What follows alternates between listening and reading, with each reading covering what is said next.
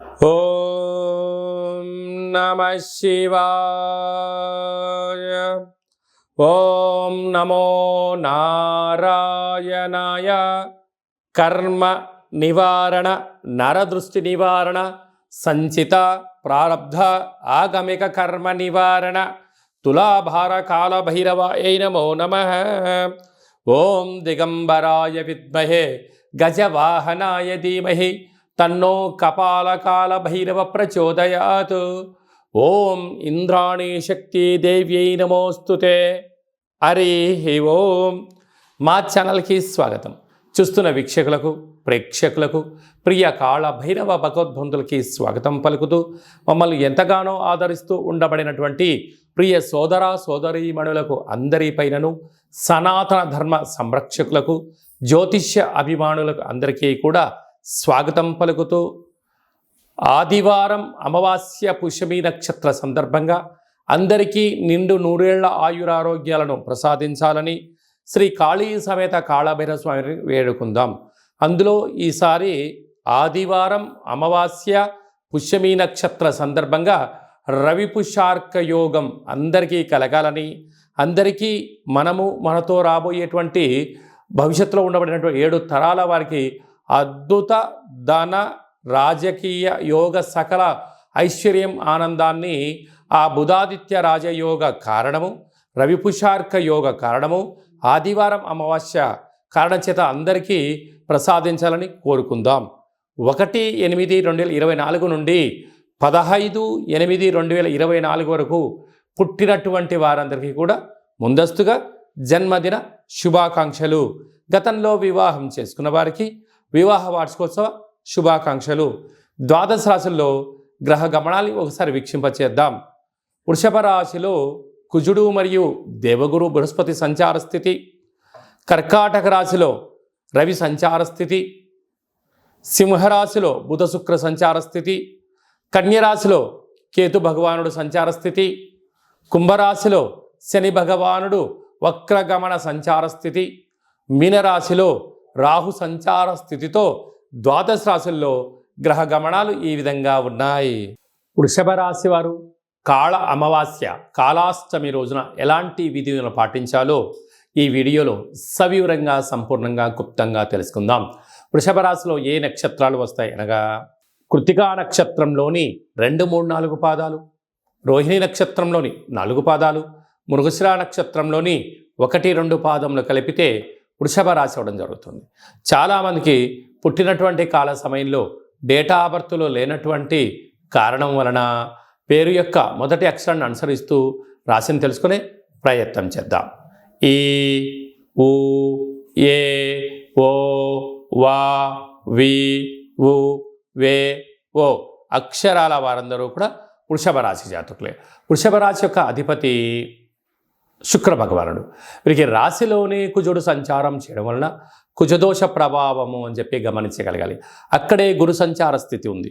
గురువు శత్రుస్థానంలో సంచారం చేయడం వలన ఈ ఆదివారం అమావాస్య, ఈ కాళ అమావాస్య, ఈ యొక్క అష్టమి తిథి యందున తప్పక వీళ్ళు కాళభైరవ నామ స్మరణ, తెల్ల జిల్లేడు వృక్షం దగ్గర దీపము, తెల్ల జిల్లేడు యొక్క వృక్షం యొక్క వేరును తీసుకొని వచ్చి సింధూరాన్ని పూసి ఒక గణపతి హోమాన్ని చేసుకొని ఇంట్లో పెట్టుకోగలిగినట్లయితే మీకు రాబోయేటువంటి 7 తరాల వారికి ఆనంద సిద్ధి, ఐశ్వర్య సిద్ధి, అమృత సిద్ధి, కనక వర్ష సిద్ధి అనేటువంటి అనేక రకాల శక్తులు మీకు సిద్ధింపచేసి విద్యార్థులకు ఉన్నతమైన ప్రపంచం, ఉద్యోగస్తులకు తిరుగులేని ఉద్యోగాలు, వ్యాపారస్తులకు తిరుగులేని రాజ్యాధికారాలు, అలాగా వారు ఏదైతే అనుకుంటారో అన్నిటినూ కూడా ఆ శ్వేతార్క వరసిద్ధి మహాగణేశ వారు సిద్ధింపచేయడం, కాళభైరవ స్వామి యొక్క స్మరణ, కాళభైరవ స్వామి యొక్క ధ్యానము మీకు యోగాన్ని, ఆనందాన్ని కట్టబెడుతుందని చెప్పి గమనించగలగాలి. అలాగనే వీరికి తృతీయంలో రవి, అర్ధాష్టమ బుధుడు, అర్ధాష్టమ శుక్రుడు కారణం వలన ఈ మాసంలో అంతను కూడా అష్టమి తిథి ఎందున, అమావాస్య తిథి ఎందున దూర వాయు జల ప్రయాణాలు పెట్టుకోవద్దు. మీ ఫోన్లు, ల్యాప్టాప్లు, ఓటీపీలు, బ్యాంకు లావాదేవీలు వీలైనంత వరకు క్లుప్తంగా ఉంచుకునే ప్రయత్నం చేయండి.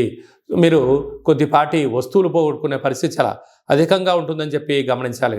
హోటల్ వ్యాపారస్తులు, స్వయం వృత్తులు, సేవా రంగాలు, గృహ భవన నిర్మాణ కార్యక్రమం చేసేవారు, వ్యవసాయ సోదరీమణులు, ప్రభుత్వ ఉద్యోగంలో ఉండబడిన వారందరూ కూడా ఎన్నో జాగ్రత్తలు అవసరమని చెప్పి జ్యోతిర్విజ్ఞానం తెలియచేస్తుంది. ముఖ్యమైనటువంటి పండగల గురించి క్లుప్తంగా సవివరంగా సంపూర్ణంగా తెలుసుకుందాం.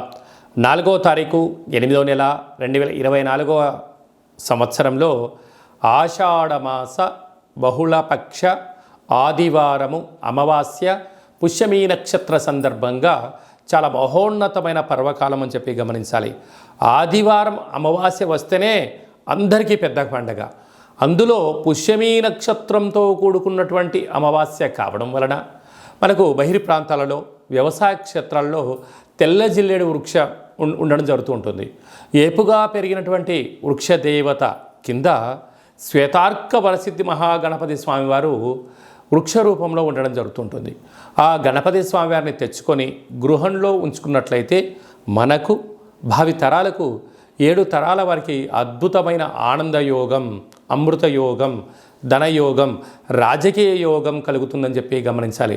కనుక మనం అమావాస్య రోజు ఉదయాన్నే నిద్రలేచి ఇంటినల్లా శుద్ధి పెట్టుకొని మంగళ స్నానాలు చేసుకొని ఇంటికి మామిడాకులు కొబ్బరాకులను ఏర్పాటు చేసుకొని సూర్య నమస్కారం చేసి సూర్య భగవానికి అర్ఘ్యం వదిలిపెట్టడము, ఒక తెల్ల జిల్లేడు ఆకులలో చక్కెర పొంగలి పాయసాన్ని భగవంతుడికి నైవేద్యంగా ఏర్పాటు చేయడము, సూర్య నమస్కారాలు, సూర్య ఆసనాలు, సూర్యోపాసన, ఓం హ్రాం హ్రీం రౌం సహ సూర్యాయ నమః అనేటువంటి మంత్రాన్ని ఒక 108 సార్లు తప్పకుండా పారాయణం చేసినట్లయితే అద్భుత యోగం కలుగుతుందని చెప్పి గమనించగలగాలి.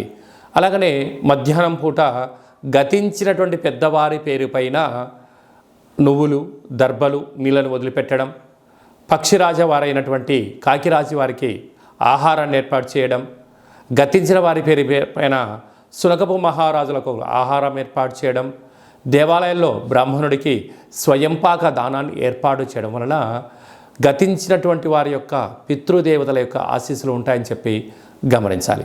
సాయం సంధ్య కాగానే సాయంత్రం 4:30 నుండి 6 గంటల వరకు రాహుకాల సమయం ఉంటుంది కనుక ఇంట్లో ఒక అష్టదళ పద్మాన్ని వేసుకొని నిమ్మకాయలతో దీపాన్ని వెలిగించడము, విష్ణు సహస్రనామ పారాయణం కానీ లలిత సహస్రనామ పారాయణం చేయడం వలన ఇంటిలో రాహుకాలంలో చేసే పూజ ఫలిత ప్రభావం వలన నరదృష్టి, శత్రు ప్రభావాలు తొలగిపోతాయి. చీకటి పడ్డాక లేకుంటే ఉదయం కానీ ఇంటికి ఒక ఎర్రటి గుమ్మడికాయను దిష్టి తీసి పలగొట్టడం, దారం కలిగిన నిమ్మకాయని కట్ చేసి గడపకు ఇటువైపు అటువైపు పెట్టడం, కార్లను, ఫ్యాక్టరీలను, కర్మాగారాలను శుద్ధి పెట్టుకొని సాంబ్రాణితో ధూపం వేయడం వలన ప్రశాంతత కలుగుతుందని జరుగుతుంది.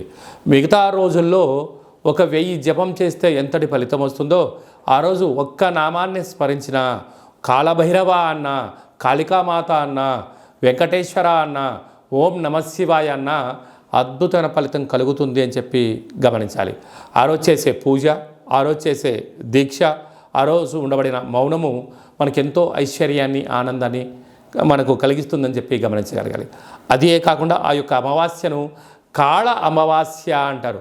అంటే కాళిదాసు లాంటి వాళ్ళు, బట్టి విక్రమార్కుడు లాంటి వాళ్ళు, శివాజీ చక్రవర్తులు లాంటి వాళ్ళందరూ కూడా ఇలాంటి రోజులలోనే సాధన చేసి కాళ స్వరూపమైనటువంటి కాళికామాతను, కాళభైరవ స్వామిని ప్రసన్నం చేసుకున్నారని చెప్పి గమనించాలి. అలాగనే మనకు 12వ తారీఖున 13వ తారీఖున శ్రావణమాస శుద్ధాష్టమి సందర్భంగా, కాళ అష్టమి సందర్భంగా కాళభైరవ స్వామి స్మరణ, ధ్యానము యోగదాయకం అని చెప్పి గమనించాలి. మన యొక్క దేవాలయంలో 4 శనివారాలు, 4 మంగళవారాలు, శుద్ధాష్టమి, పూర్ణిమ, బహుళాష్టమి, అమావాస్య సందర్భంగా నిత్యము కాళభైరవ హోమం జరుగుతూ ఉంటుంది. కనుక దేవాలయంలో అర్చన, అభిషేకాదులు, కాళభైరవ స్వామి యొక్క ముడుపు, కాళభైరవ స్వామి వారి యొక్క కూష్మాండ దీపము పెట్టడం జరుగుతుంటుంది. హోమంలో పాల్గొనడం వలన సకల అష్ట కష్టాలు తొలగిపోతాయి. కాలము అనగానే కాళభైరుడి యొక్క చేతిలో ఉంటుంది.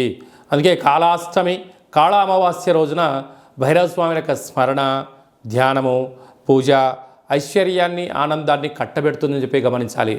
గృహంలో ఉండబడిన నరదృష్టి తొలగిపోతుంది. వ్యాపారాల్లో ఉండబడినటువంటి ఆటంకాలు తొలగిపోతాయి. విపరీతమైనటువంటి జనాకర్షణ ధనాకర్షణ కలుగుతుందని చెప్పి గమనించాలి. ఆసక్తి కలిగితే ఇంట్లో చేసుకోండి. కుదరలేని పక్షంలో ఈ కింద నెంబర్ సంప్రదించినట్లయితే, మీ గోత్రనామంలో పంపించినట్లయితే వీడియో కాల్ ద్వారా చూపించి మీ పేరుపైన ఒక సౌభాగ్య ముడుపు, కూష్మాండ దీపము, హోమాన్ని చేయించి వాట్సాప్ కాల్ ద్వారా ప్రత్యక్ష ప్రసారాన్ని కూడా చేయించడం జరుగుతుందని చెప్పి గమనించాలి. ఇంకనూ మనము ఈ ఆషాఢమాస ఆదివారం అమావాస్య రోజున, శ్రావణమాస శుద్ధాష్టమి కాళాష్టమి సందర్భంగా ఇంకనూ విజయం సాధించగలగాలి అన్నట్లయితే ఈ యొక్క పాత్ర కంచు పాత్ర అంటారు. అంటే కంచు మోగినట్టు కనకమ్ము మోగదు గదరా సుమతి అని చెప్పి మనకు సుమతి శతకంలో చెప్పడం జరుగుతుంటుంది. రాసులు 12 ఎలా ఉంటాయో 12ని అచ్చు వేయడం జరుగుతుంటుంది.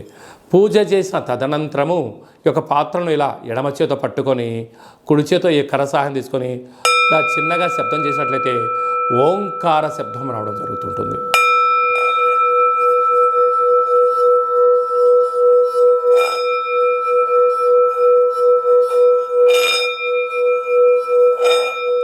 ఈ ఒక ఓంకార శబ్దం ధ్వని వలన మానవుని యొక్క శరీరంలో చక్రాలు వికసింపచేయడం, ఇంట్లో ఉండబడినటువంటి దరిద్ర దేవత బయటికి వెళ్ళడం, గ్రామంలో సంచరించేటువంటి మహాలక్ష్మి దేవత గళ్ళు గళ్ళు అంటూ మన ఇంటికి రావడం, మన ఇంట్లో అమ్మవారు కూర్చోవడం వలన సకల ఐశ్వర్యానికి సకల ఆనందానికి అపార కుబేర సంపన్నులు అవుతారని చెప్పి గమనించాలి.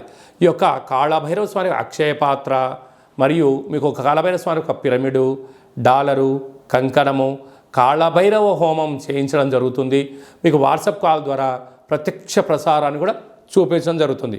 ఆసక్తి గలవారు ఈ కింద నెంబర్ సంప్రదించి ఆ అక్షయ పాత్రను ఇంట్లో ఉంచుకోవడం వలన అద్భుతమైన ఆనందం, ఆరోగ్యం మీ సొంతం అవుతుందని చెప్పి గమనించాలి. అలాగనే మీ వ్యక్తిగత జాతకం తెలుసుకోవాలనుకుంటున్నారా? మీ పుట్టినటువంటి కాల సమయంలో మీకు తల్లిదండ్రులు పెట్టినటువంటి పేరు, డేటు, నెల, సంవత్సరం, సమయం వ్రాసి పంపించినట్లయితే 100 సంవత్సరాల జాతకాన్ని వ్రాసి సవివరంగా పంపించడం జరుగుతుంది. మీరు పుట్టినప్పుడు గ్రహ గమనాలు ఎలా ఉన్నాయి, ప్రస్తుతం ఎలా ఉంటున్నాయి, రాబోయే కాలంలో ఎలా ఉండబోతున్నాయో సవివరంగా సంపూర్ణంగా తెలియజేయడం జరుగుతుంటుంది. అలాగనే చాలామందికి పుట్టినటువంటి కాల సమయంలో డేటా బర్త్లు లేనటువంటి వారందరికీ మీ పేరు యొక్క మొదటి అక్షరాన్ని అనుసరిస్తూ రాసి తెలియచేస్తూ ప్రస్తుత కాలమాన ప్రకారంగా గ్రహ గమనాలు ఎలా ఉన్నాయి, భవిష్యత్తులో ఎలా ఉండబోతున్నాయో అనేటువంటి విషయాన్ని తెలియచేస్తూ రమణ శాస్త్రం ద్వారా అనగా గవ్వల ద్వారా భూత భవిష్యత్ వర్తమానాన్ని తెలియజేయడం జరుగుతుంది గవ్వల ద్వారా. కనుక డేటా బర్త్లు లేనటువంటి వారికి గవ్వల ద్వారా జ్యోతిష్యాన్ని చెప్పడం జరుగుతుంది. కనుక మన వ్యక్తిగత జాతకాన్ని తెలుసుకుందాం, గ్రహాలలో ఉండబడిన దోషాలను తెలుసుకుందాం, తినేటువంటి ఆహారాల్లో, వేసుకునే వస్త్రాల్లో, చేసే పనుల్లో స్వల్పమైన మార్పులు చేసుకుందాం. అద్భుతమైన ఆనందకరమైన ఆరోగ్యకరమైన కుబేర సంపన్నమైన జీవితానికి స్వాగతం పలుకుతాం. కనుక ఆసక్తి గలవారు ఈ కింద సంప్రదించి అపాయింట్మెంట్ తీసుకొని సంప్రదించగలరు. అలాగనే మీ అబ్బాయికి కానీ అమ్మాయికి కానీ ఎంత ప్రయత్నం చేసినా వివాహం అవ్వడం లేదా? ఎందుకు వివాహం అవ్వడం లేదు? జాతకంలో ఎలాంటి దోషాలు ఉన్నాయి, వివాహం ఎప్పుడవుతుంది, ఎలాంటి అబ్బాయితో అమ్మాయితో కలపడం వలన వీరి యొక్క గణగుణాలు బాగుంటాయో తెలుసుకోవడం జరుగుతుంటుంది. కనుక జాతకాన్ని తెలుసుకుందాం, మంచి వివాహ సంబంధం తెచ్చుకుందాం, భావితరాల్లో మంచి ఆనందకరం జీవితం పొందుదాం. కనుక వచ్చేటువంటి జాతకాన్ని వధూవరుల యొక్క పాదాలు, గుణాలు, సంతాన యోగము, అలాగనే విదేశీయాన యోగము, ఎలాంటి యోగాలు ఉన్నాయో కూడా తెలుసుకుందాం. అలాగే మీ అబ్బాయికి కానీ అమ్మాయికి కానీ చిన్నపిల్లలు పుట్టినట్లయితే ఏ మాసంలో పుట్టితే ఎలాంటి పేర్లు పెట్టుకోవాలి, నక్షత్రంలో ఉన్న విశిష్టత ఎంతో కూడా తెలియజేయడం జరుగుతుంటుంది. ఈ యొక్క మాసంలో పుట్టినట్టు రోజు వారందరికీ కూడా, అలాగే వివాహ వార్షికోత్సవం చేసుకుంటున్న వారందరికీ కూడా మన యొక్క దేవాలయంలో ప్రత్యేకంగా కాళభైరవ హోమం చేయించడం జరుగుతుంటుంది. అలాగనే ప్రసాదం కూడా మీకు పంపించడం జరుగుతుంది.